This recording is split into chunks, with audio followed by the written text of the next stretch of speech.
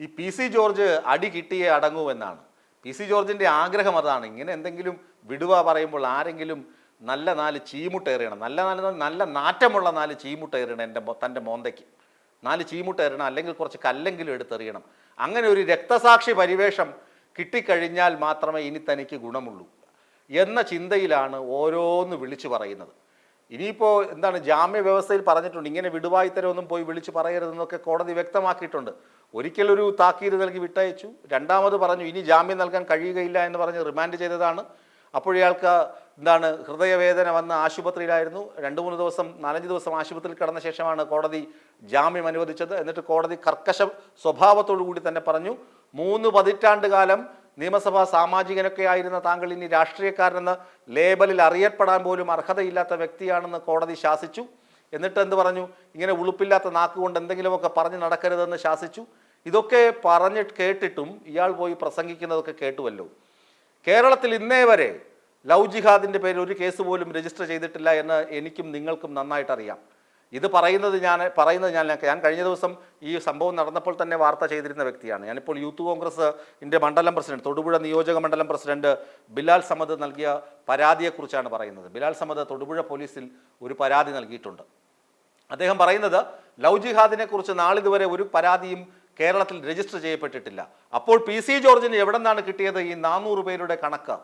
മീനച്ചിൽ താലൂക്കിൽ 400 പെൺകുട്ടികൾ മുസ്ലിം യുവാക്കൾക്കൊപ്പം, ക്രിസ്ത്യൻ പെൺകുട്ടികൾ മുസ്ലിം യുവാക്കൾക്കൊപ്പം ഒളിച്ചോടി എന്ന് പറയുന്നത് 400, ഒരു താലൂക്കിൽ 400 പേരൊക്കെ ഒളിച്ചോടി എന്ന് പറയുമ്പോൾ എത്ര കാലത്തിനിടയിൽ സംഭവിച്ച കാര്യമായിരിക്കും? അത് ഇയാൾക്ക് മാത്രം എങ്ങനെ അറിയും? ഈ ഒളിച്ചോട്ടമൊക്കെ റിപ്പോർട്ട് ചെയ്യപ്പെടേണ്ടതല്ലേ, കേസെടുക്കേണ്ടതല്ലേ?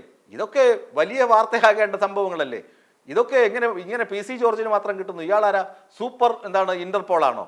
സൂപ്പർ ഇന്റലിജൻസ് ആണോ? പോലീസിനും ഇന്റലിജൻസിനും അപ്പുറമുള്ള വേറെ എന്തെങ്കിലും ഇന്റലിജൻസ് വകുപ്പാണോ ഇയാൾ കൈകാര്യം ചെയ്യുന്നത്? ഇയാൾക്ക് മാത്രം ഇത്രയും വിവരം കിട്ടാൻ? എന്നാൽ ഈ വിവരങ്ങളൊക്കെ ഇയാൾ പോലീസിനോട് ഇൻഫോം ചെയ്യാത്തത് എന്താ? അല്ലെങ്കിൽ കേന്ദ്ര ഏജൻസികൾക്ക്, ഇപ്പോൾ കേന്ദ്രം ഭരിക്കുന്ന ഇയാളുടെ പാർട്ടിയാണല്ലോ, ഇയാൾ കേന്ദ്ര ഏജൻസികൾക്ക് റിപ്പോർട്ട് ചെയ്തിട്ട് അവരെയൊക്കെ കയ്യാമം വെച്ച് നിയമത്തിന് മുന്നിൽ കൊണ്ടുവരാത്തത് എന്താണ്? അപ്പോൾ ഇയാൾ പറയുന്നതൊക്കെ പച്ച നുണയാണ്, ശുദ്ധ പോഷ്കാണ് വിളിച്ചു പറഞ്ഞുകൊണ്ടിരിക്കുന്നത്. എന്തിനു വേണ്ടിയാണ്? സമൂഹത്തിൽ സ്പർദ്ധ ഉണ്ടാക്കാൻ വേണ്ടി മാത്രമാണ് പി സി ജോർജ് വാ തുറക്കുന്നത്. സമൂഹത്തിൽ പരസ്പര സ്പർദ്ധയും വർഗീയ ചേരിതിരിഞ്ഞുള്ള സംഘർഷവും സൃഷ്ടിക്കാൻ വേണ്ടി മാത്രമാണ് പി സി ജോർജ് വാ തുറക്കുന്നത്. അതിനുവേണ്ടിയാണ് ഈ ഇല്ലാത്ത കണക്കുകൾ പ്രഖ്യാപിച്ചത് എന്നാണ് യൂത്ത് കോൺഗ്രസ് നേതാവായ ബിലാൽ സമദിൻ്റെ ആരോപണം. 41 പെൺകുട്ടികൾ തിരിച്ചു വന്നു എന്ന് പറയുന്നു. 41 പെൺകുട്ടികൾ മാത്രമാണ് തിരിച്ചു വന്നത്. ആ രക്ഷിതാക്കളുടെ വേദന നേരിട്ട് കണ്ട വ്യക്തിയാണ് എന്നൊക്കെ ഇയാൾ പറയുന്നു. അത് കഴിഞ്ഞിട്ട് പറയുന്നു, ക്രിസ്ത്യാനികൾ പെമ്പിള്ളേരെ 24 വയസ്സിന് മുമ്പ് കെട്ടിച്ചു വിട്ടോണം, അല്ലെങ്കിൽ പെമ്പിള്ളേരൊക്കെ വേലിചാടി പോകുമെന്നൊക്കെ വിളിച്ചു പറയുന്നു. ഇയാൾ പോയി നിന്ന് പ്രസംഗിച്ചത് എവിടെ?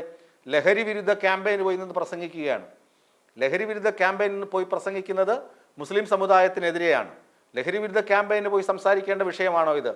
ഇത് മറ്റേ ചെന്നിത്തല നിയമസഭയിൽ mister Pinarayi mister chief minister എന്ന് പ്രസംഗിച്ചതുപോലെയായി. ലഹരിയെക്കുറിച്ചുള്ള ചർച്ച നടക്കുമ്പോൾ രമേശ് ചെന്നിത്തല പ്രസംഗിച്ചത് എന്താണ്? മിസ്റ്റർ ചീഫ് മിനിസ്റ്റർ, നിങ്ങൾ TP വധക്കേസിലെ പ്രതികൾക്ക് പരോൾ അനുവദിച്ചില്ലേ, നിങ്ങൾ അങ്ങനെ ചെയ്തില്ലേ, ഇങ്ങനെ ചെയ്തില്ലേ എന്ന് പറഞ്ഞ് ലഹരിയിൽ നിന്ന് വിഷയം മാറ്റിക്കൊണ്ടുപോവുകയാണ്. ലഹരി വിഷയം സംസാരിക്കുകയാണെങ്കിൽ അത് സമൂഹത്തെ ആഴത്തിൽ ഗ്രസിച്ചിരിക്കുന്ന വിഷയം തന്നെയാണ്. അതിനെക്കുറിച്ച് കാര്യങ്ങൾ ചർച്ച ചെയ്യണം. അതെങ്ങനെ ഇല്ലായ്മ ചെയ്യാമെന്ന് ചർച്ച ചെയ്ത് തീരുമാനിക്കണം.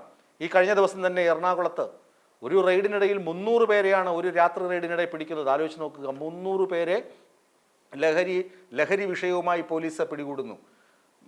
മദ്യപിച്ച ആളുകളുണ്ട്, ലഹരി കടത്തുകാരുണ്ട്, ലഹരി ഉപയോഗിച്ച ആളുകളുണ്ട്. കൊച്ചി നഗരത്തിൽ നിന്ന് 300 പേരെ ഒരു രാത്രിയിൽ പോലീസ് അറസ്റ്റ് ചെയ്യണമെങ്കിൽ എന്തുമാത്രമായിരിക്കും ലഹരി ഉപയോഗം നമ്മുടെ സംസ്ഥാനത്ത് നടക്കുന്നത് എന്ന് ഒന്ന് ആലോചിച്ച് നോക്കുക. അപ്പോൾ പോലീസുകാർ അലർട്ടായ ഒറ്റ രാത്രിയാണിത്. അലർട്ടാകാത്ത രാത്രികളിൽ ഇതെന്തുമാത്രം നടക്കുന്നുണ്ടാകും? അപ്പോൾ ആലോചിച്ച് നോക്കുക കേരളത്തിൻ്റെ പോക്ക്. അങ്ങനെ ഒരു വലിയ സീരിയസ് വിഷയം ചർച്ച ചെയ്യുന്ന ഇടയിലാണ് ഇങ്ങനെ വന്ന് നുണബോംബുകൾ പൊട്ടിക്കുന്നത്, വർഗീയ സ്പർദ്ധയുണ്ടാക്കാൻ വേണ്ടി ശ്രമിക്കുന്നത്. അപ്പോൾ തീർച്ചയായും ഒരു രക്തസാക്ഷി പരിവേഷം, എവിടെയെങ്കിലും പോയി 4 അടി കൊള്ളണം, അടി കൊണ്ട് രക്തസാക്ഷി പരിവേഷം ഉണ്ടാക്കണം. അതാണ് ഇയാൾക്ക് BJP നേതൃത്വം കൊടുത്തിരിക്കുന്ന ടാസ്ക് എന്ന് സമൂഹം കരുതേണ്ടി വരും. കാരണം പി സി ജോർജ് എല്ലില്ലാത്ത നാക്കുകൊണ്ട് തോന്നിയവാസം വിളമ്പി നടക്കുകയാണ്. ഒരു പക്ഷേയെങ്കിൽ ഇയാളുടെ ജാമ്യം ഇതൊക്കെ കണ്ട് കോടതി സ്വമേധയാ റദ്ദാക്കി ഇയാളെ വീണ്ടും ജയിലിൽ അടയ്ക്കാനുള്ള എല്ലാ സാധ്യതയും തെളിഞ്ഞ് കാണുന്നുണ്ട്.